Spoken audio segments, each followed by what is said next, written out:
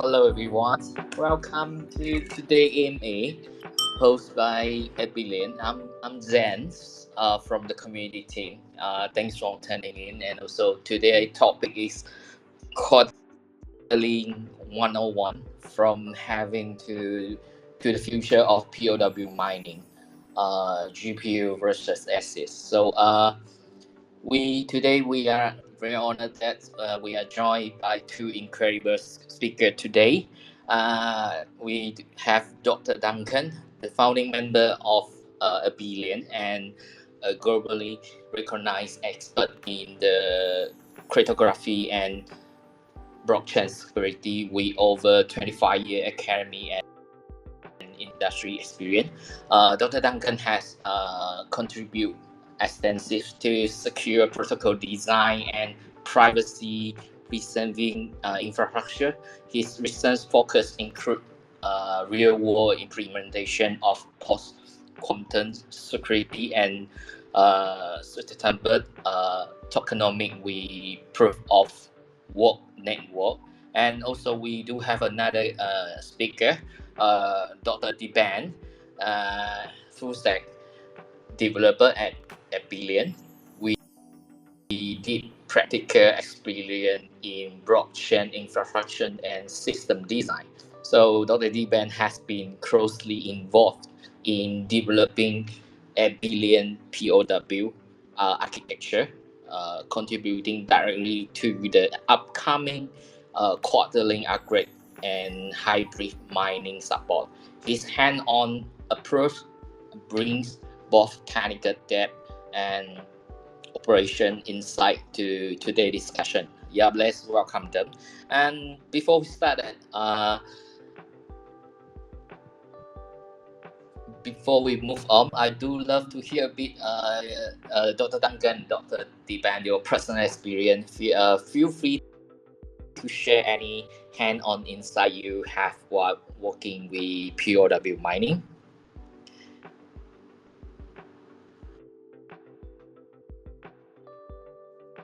Sure, I will start first. My name is Diban. Actually, I have a background in chemical engineering. I have a PhD in mathematical optimization. Then I switched to become a software engineer. I'm currently working with Abelian as a full stack developer. I'm responsible with the quartering and mining as well, together with the mining pool. As well as I'm also working on the second layer where we actually are planning to do scalability of our Abelian blockchain. That's it for now from me. All right, thank you, Dr. Diban. All right, I think Dr. Duncan have some connection problem. Yeah, he's back. All right. Hi, Duncan. Yep. Yeah, we can hear you loud and clear. It's good now.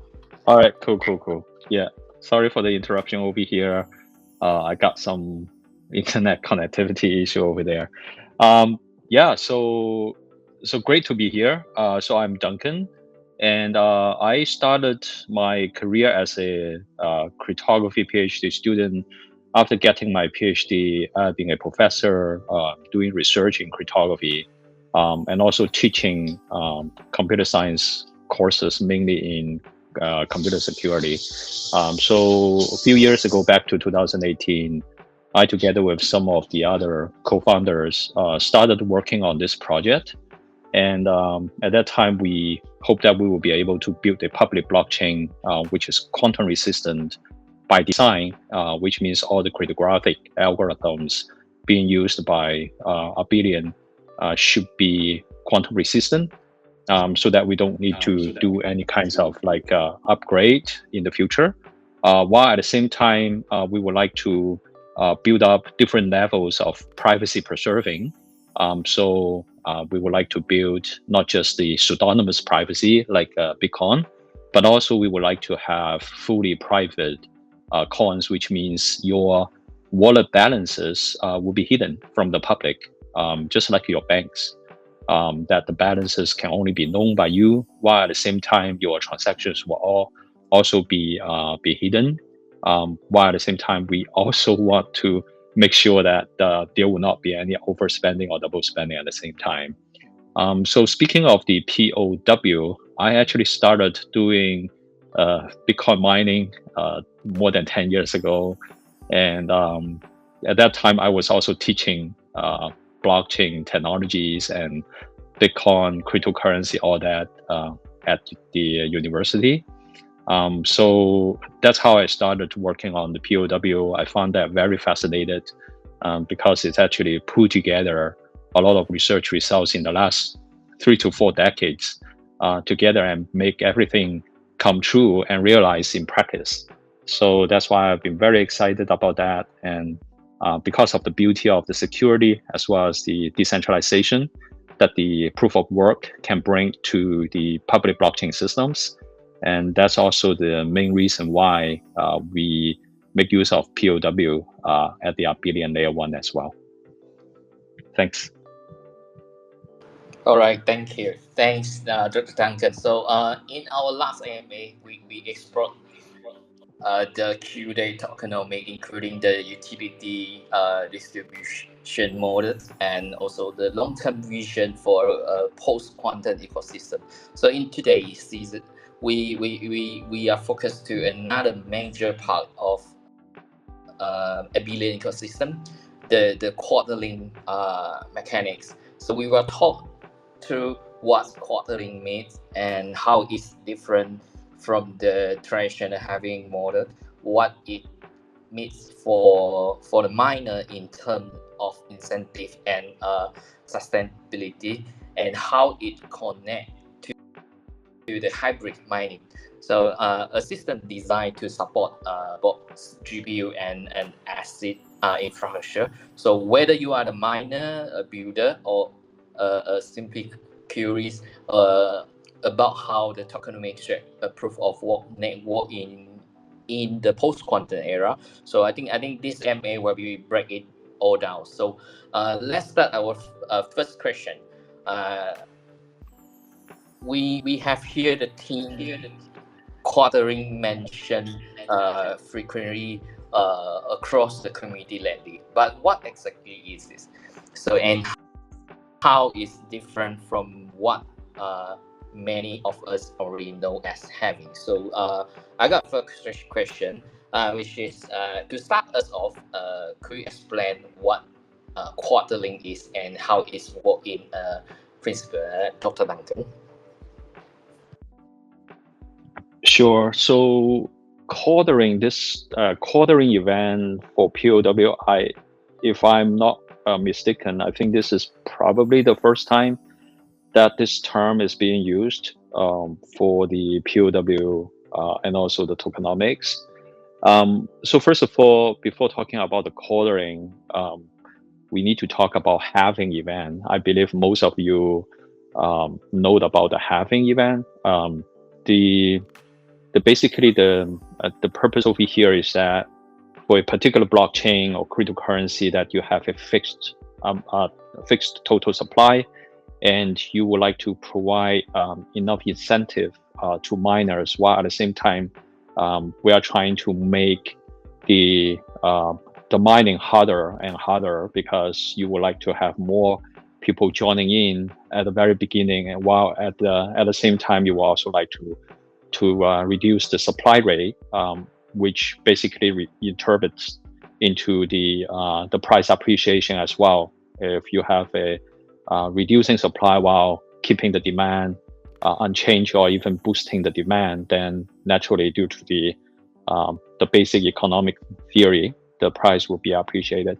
So that will basically give a strong incentive to miners, and more miners are joining, the price keeps going up, and the mining difficulty gets higher and higher.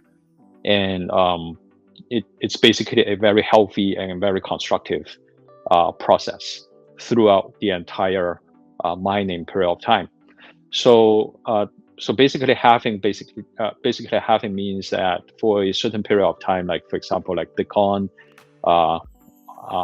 about every 4 years there will be a halving event, and at the very beginning Each block, the reward is 50 Bitcoins, BTCs. And then after the halving, after 4 years, then the number of Bitcoins get rewarded per block is reduced to 25.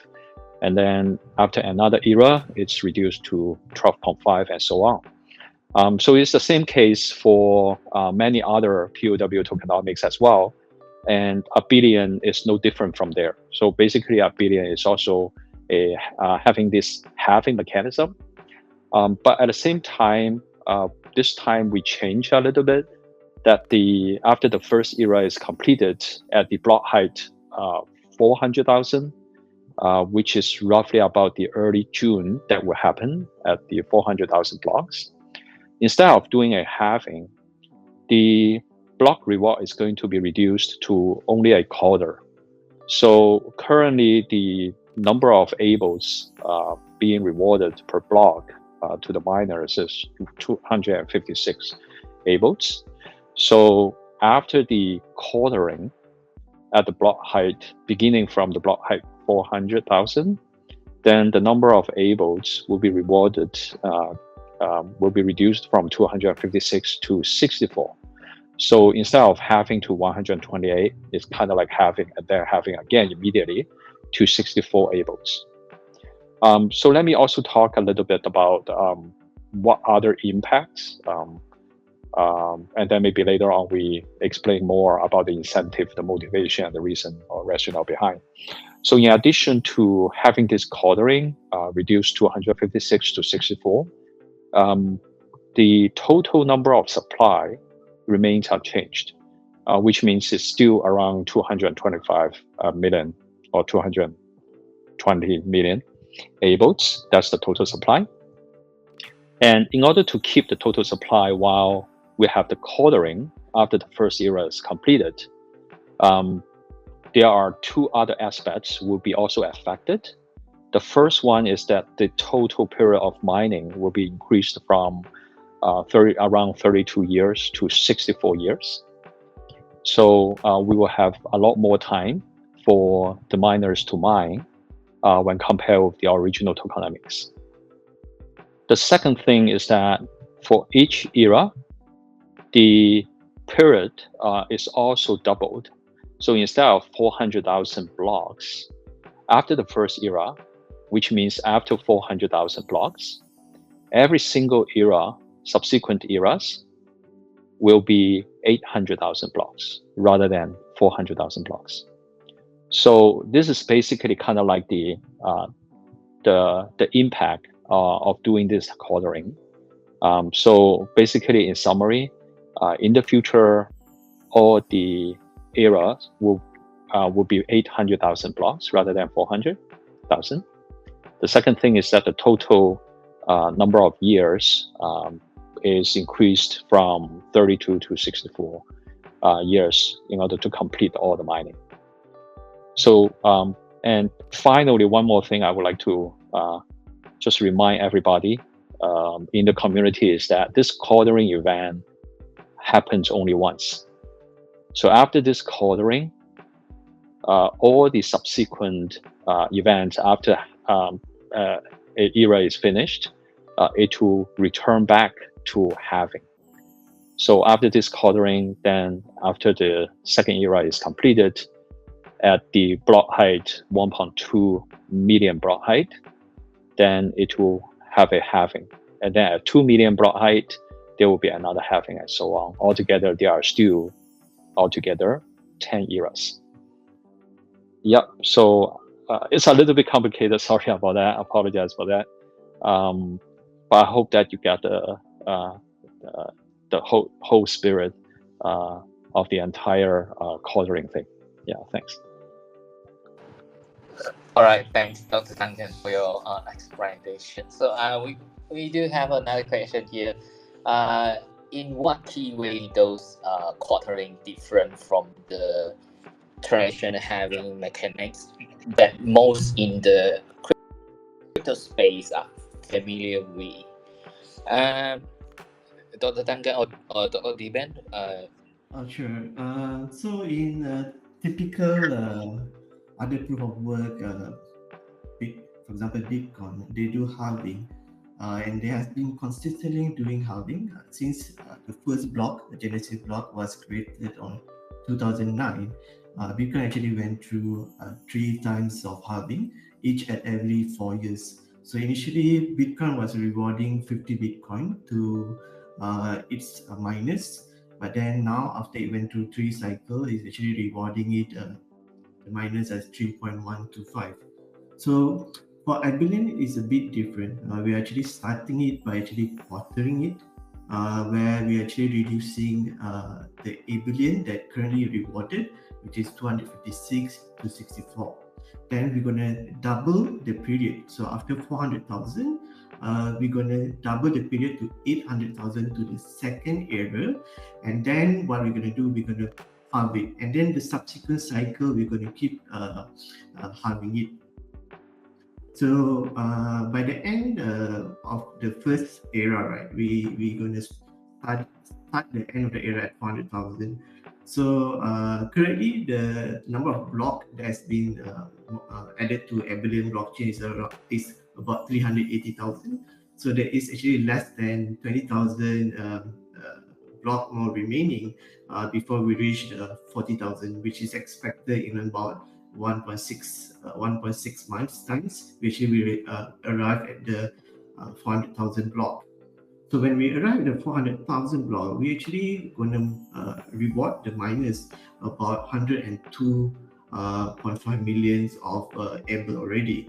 So our total supply of Abelian is actually 225.2. So it's roughly already at like almost 50% when we reach at the end of the era. So that's why we are drastically removing the reward, so we can have a longer period, as like Duncan said, from 32.5 years, we're actually extending the period where we can exhaust the total supply to 64. So that's how we are differing a bit from other conventional blockchain. We're actually doing a quartering first and then doubling the block period before starting to halve again as usual.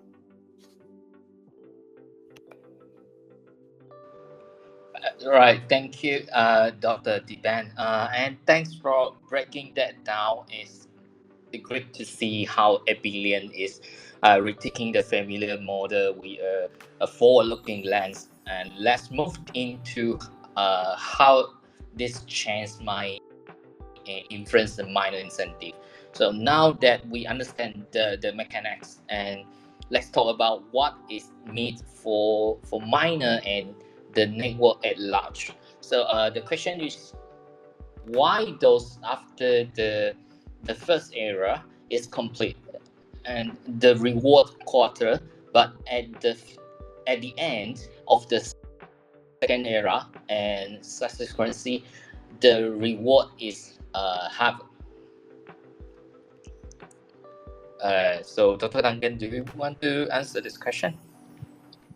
Yeah, sure. So as you can see, this is actually aligned with the main so-called thesis of Abelian. So bear in mind that Abelian is a quantum resistant blockchain, and we know that quantum resistance is I call it a generation-wide endeavor for making sure that our blockchain is secure against the future quantum attacks or attacks using quantum computers. So what we are trying to do over here, as you can see, is long term. We are not talking about just 3 to 5 years, but we are actually talking about how to make sure this system is really the digital gold, is really the system that people can trust.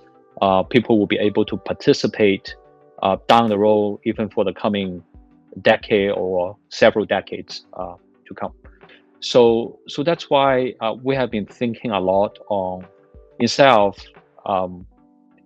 given that instead of like having 50%, as Dr. Diban already mentioned, is that 50% of the tokens have already been mined.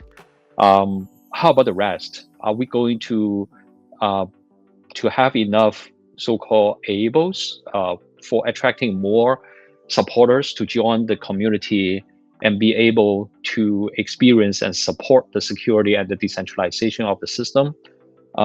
We have been discussing, doing research on this for quite a while, and we are actually very encouraged to hear the tremendous support from the community. Is that first of all, everybody would like to see that this is really a long-term project. We are going to further extend it for embracing the future advancement of the technology. The second thing is that after the first era, what if we significantly reduce the supply so that we can have also a better support, for example, to the price of ABEL, put it in this way as well. So it's basically a unanimous support coming from everybody, actually including the miners, is that, hey, why don't we do this kind of innovative revision of the tokenomics, while at the same time, after that, we go back to the most traditional and most robust mechanism, which is still the halving event. So that's why we introduced this innovative coloring, while at the same time trying to get back to the most conventional, most robust, and also decentralized approach. While at the same time, I would also like to share a little bit is that this is actually just the first part of the modification on the consensus protocol on Abelian. The second part is also that we are going to address in this AMA is about the hybrid mining. Because again, our thesis is still the same. The first post-quantum and also the privacy-preserving blockchain, while at the same time, we also try to see how to maximize the decentralization of the consensus protocol of the PoW as well. So later on, Dr. Diban, as well as myself, would love to share more regarding the hybrid mining as well. Thank you. All right, thank you, Dr. Duncan. So another question, which is, how does the quartering impact the incentive model for miner, both in the short term and over the long term horizon, and over the longer horizon? So, what do you think, Dr. Diban? As you can see, right, the miners actually they spend their money, capital money, to purchase the mining unit, as well as they have their operating expenditure in terms of electricity that they have to cope with. So they always want their mining to be profitable. If not, they just will leave our network and join a different mining coin. So of course, when we reduce the reward from 256 to 64, the miners costs have not reduced. It is actually still remain the same. So in the case that if the price of ABEL remain the same, then the miners will find that it become less profitable. But history has shown that when we in proof of work blockchain, when they do halving, in the case like for example Bitcoin, what you see is that after halving has been done, the price will start to increase again. It is expected to increase by 200%, but in the most cases, the price actually increase sometimes even 5,000%. So as long as the rate of supply injected to the market is reduced, however, if the demand remains the same level, you can anticipate the price to actually increase. So for our case, when we do quarterling, when we reach 400,000 block, we expect the price of ABEL will start to increase. Apart from that, we also are working on second layer of blockchain, which allows scalability in our quantum resistant blockchain. So this will allow people to build a lot of application on top of our layer 1 model. And in order to get this coin in layer 2, they actually can stake their ABEL to obtain the layer 2 coin. So this what we anticipate is that when the layer 2 comes out, the demand of ABEL will start to continue to increase, and the price was able to increase as well. So we expect that in the short term, you can see that it will start to increase, but then in the long horizon, the value of Abelian will continue to increase due to our commitment to continue our development of technology and also our algorithm. Thank you, Dr. Diban, and Dr. Duncan. That give us a lot of things about in terms of long-term alignment from economy, lecture, and look at in the impact on hardware and infrastructure. So now let's turn our attention to something that been generating a lot of buzz in the community, which is hardware. And as Quarterlink reshape the mining landscape, one area that getting a lot of attention is the hardware, especially how, how miner adapt in a more competitive environment after the quartering. We hear from some early announcement that Abelian is working on something called hybrid mining to embrace both GPU and ASIC. So my question is this: what is hybrid mining, and how does uh, hybrid mining work in practice? So, Dr. Duncan, would you like to answer the question? Yeah. So basically, if you are slightly familiar with the mining, you know that basically there are two camps of mining. Usually we call it the ASIC mining and non-ASIC mining, right? For example, like Bitcoin. So basically, for Bitcoin, the algorithm allows the ASIC chips to mine very efficiently. So we have those great ASIC mining machines. They're basically designed and dedicated to mine Bitcoin. There's another camp which is non-ASIC mining. For example, like the previous like Ethereum, that the algorithm is designed so that it's too costly to build such a ASIC mining machine. It's not impossible, but basically, if you just use GPU cards to do the mining, it's basically cost effective, and also you would be able to, for example, like switch between different kinds of non-ASIC cryptocurrencies to mine as well. So basically, there are two camps. The question that we are asking ourselves and also having a lot of discussions with the community is that the whole purpose of doing this mining, which is basically the foundation of a public blockchain, PoW public blockchain, is to make sure it is totally decentralized and also to have all those miners to support the network.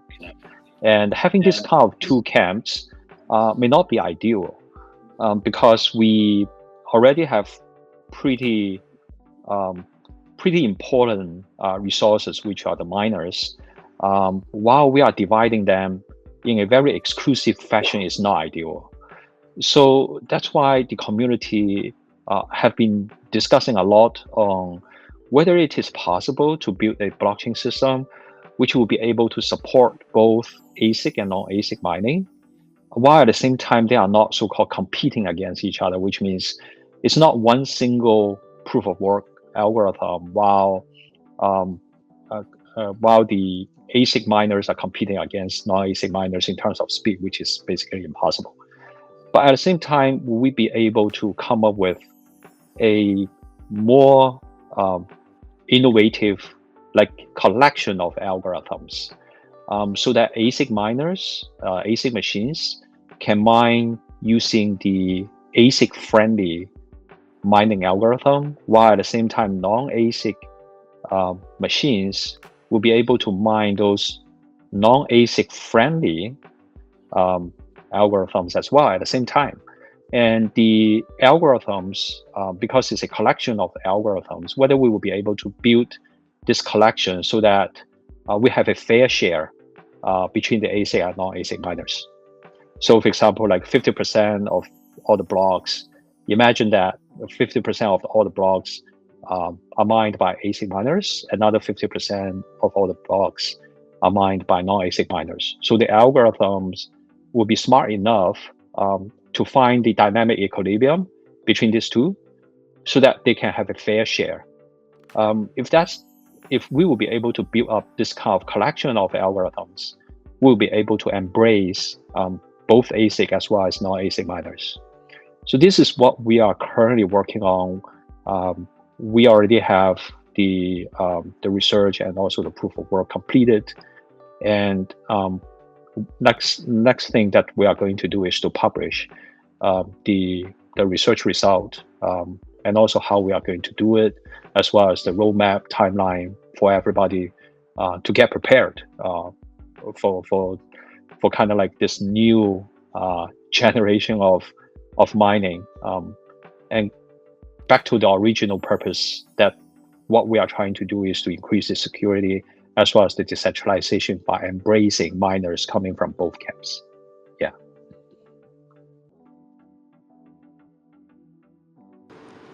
Thank you very much. Thanks for the answer, Dr. Duncan. So, how I have another question is how are mining rewards structure, and are there any difference in reward between GPU and ASIC miner? Yeah. Yeah, maybe let me answer this question. So first of all, about the tokenomics, it will remain unchanged. We don't want to have any disruption on the tokenomics.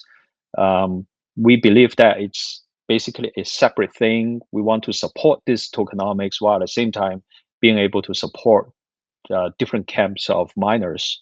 So, so to answer your first question, basically about the tokenomics, the mining rewards, they will remain unchanged. So starting from the second era, the block reward is going to be 64 ABELs, and then after the second era, it will be reduced to 32 ABELs and so on. So that one will not be changed, and also each era will last for 800,000 blocks from the second era and so on. The main change over here is that we don't want to further increase the cost of every single miner.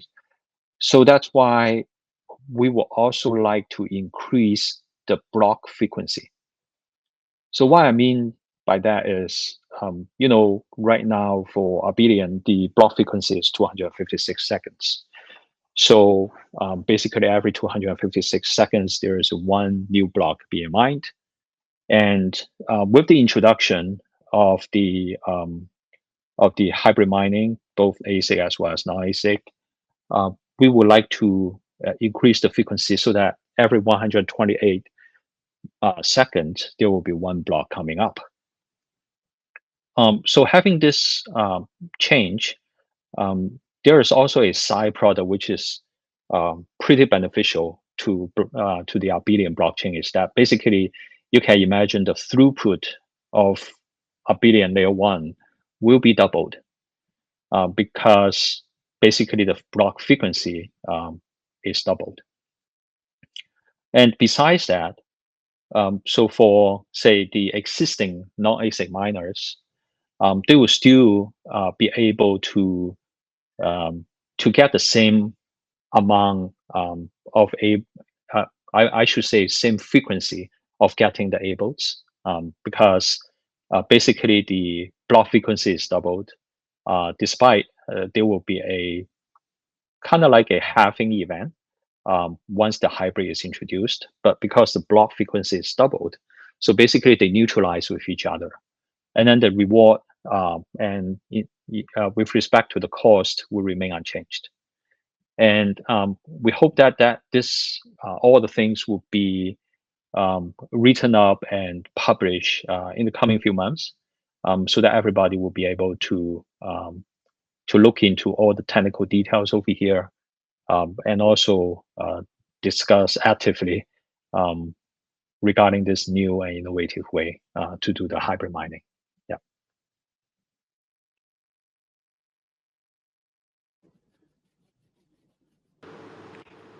All right, thank you. Thank you, Dr. Duncan. Uh, Very interesting insight. Hybrid mining sound like a smart step toward inclusive and scalable infrastructure. Now let's zoom out a bit and talk about the biggest picture. So as we look toward the horizon, I do love to get your take on how the future of the proof of work might evolve, especially as we move deeper in a post-quantum world. What's so the first question, which is, what's the long-term trend should protocol designer and miner watch for as adoption of such mechanics increases?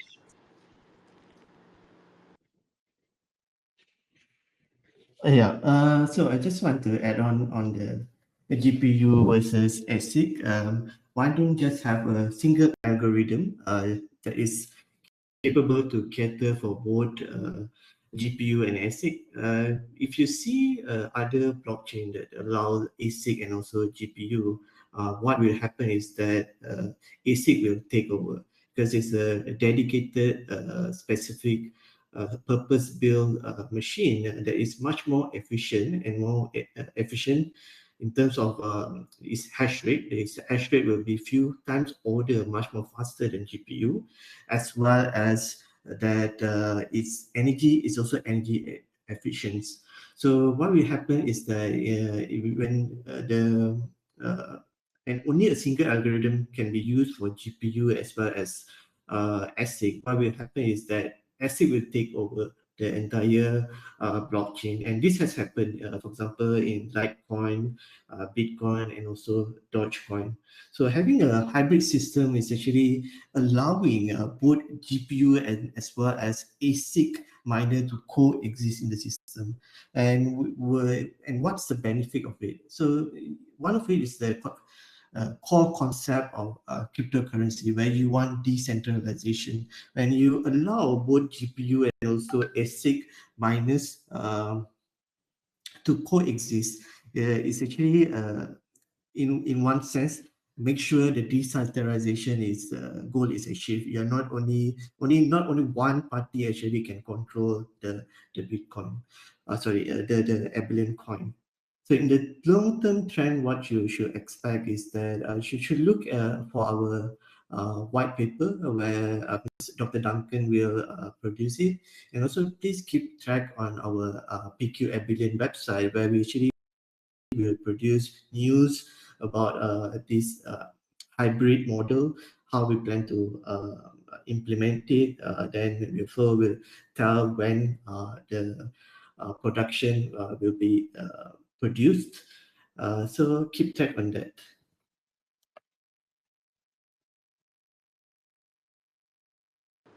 Okay, thanks, Dr. Diban, answer this question. So, another question is just, how does the interaction of post quantum security and POW influence your outlook for the future of mining?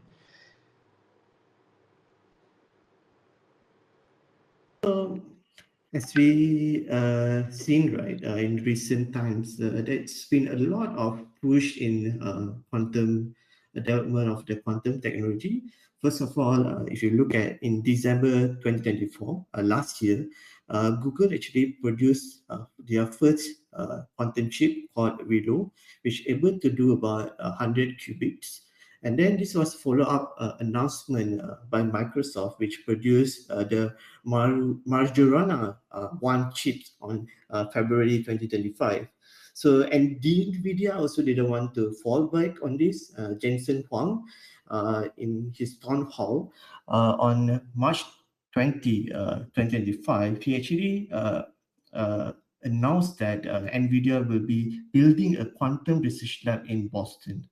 So there are other players as well, like Intel and IBM, as well as startup like PSI Quantum, which is doing a lot of research in quantum computing. Besides that, United States also declared 2025 as an International Year of Quantum Science and Technology. So the pickup on interest in quantum technology is steadily increasing even further. And what timeline it will take, nobody sure, but Jensen Huang from NVIDIA said that it might take 15 to 30 years when we can see actually workable applications in quantum technology. And he says it will take about 20 years. That's his expectation. So as the interest of quantum technology to grow, we expect more people will be more interested in our technology, Abelian, because Abelian is the only blockchains that provide uh, proof of work with quantum resistant blockchains. So once this interest start to increase, we expect more people to be interested in our Abelian blockchain. Yeah, just want to chime in a little bit over here. So speaking of Abelian POW, we also make sure that our mining algorithms are all quantum resistant.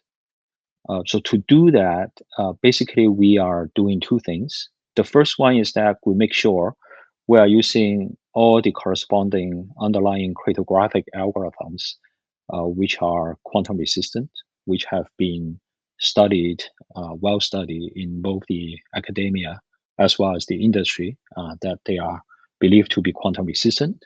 The second thing is that we are trying to use standardized algorithms as much as possible.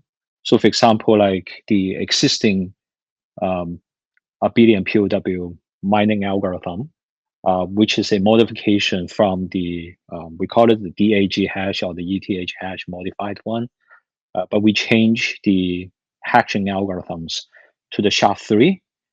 So which basically means that we are making sure that this cryptographic hash algorithm is studied to be quantum resistant, and at the same time, it is NIST approved quantum resistant hash algorithm as well. Yeah, I just want to chime in over here to make sure that basically Abelian by design, we are making sure every single part of Abelian is quantum resistant. Yeah. Thank you, Dr. Duncan, and thank you, Dr. Diban. That was incredible for thinking and insightful to uh, wrap up our season and leave the audience with something on to refresh on. Before we wrap up, any final thought on the significance of quadling or what the community should keep in mind moving forward? So not a financial advice here, but basically, as you can see, after the quartering, the cost of mining is going to be 4 times when compared with now.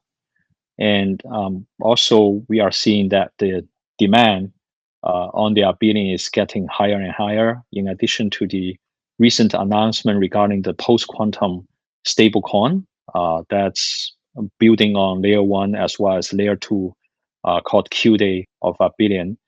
We are also seeing the forthcoming ABEL staking, as well as the forthcoming mainnet launch of the layer 2 QDay. So we are actually seeing a lot of great demand coming up on this layer 1 post quantum as well as privacy preserving project Abelian. Yeah.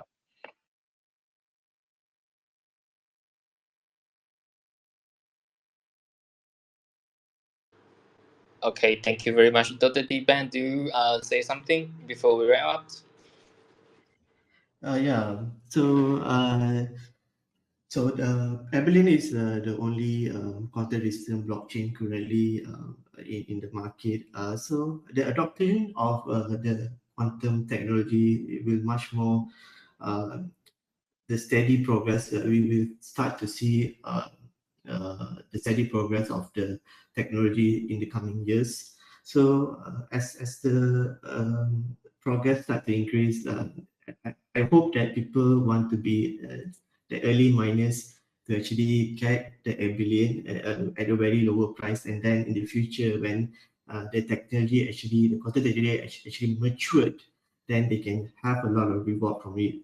Because the current blockchain technology is not quantum resistant, all the algorithm actually can be broken when there is enough qubits in the quantum technology. It's about 1 million. If you have 1 million qubits, then you actually can start building application using the qubits. So that's it from my side. All right, thank you very much. Thanks again to the Dr. Duncan and Dr. Diban for the valuable insight today. We cover a lot today, from what quarterling is and how it's different from the traditional halving, and to its economy impact on miner and what hybrid mining means for the future of POW. We also touch on how all of this tie into Abelian vision of a sustainable post-quantum secure blockchain ecosystem. Whether you are a miner or a builder or just curious about what's next in this space, right? So we hope today discussion give you something meaningful to think about that. So if you like to learn more, explore our document and let us adapt at pqabelian.io, pqabelian.io, and also follow us on Twitter, Alliance PQA and don't forget to join our community on Telegram and Discord to stay a part of conversation. So that is for today. Thanks for joining, and we will see you in the next MA. Thank you very much. Thank you, everyone. All right, thank you. Thank you. Bye Thank you. bye. Bye.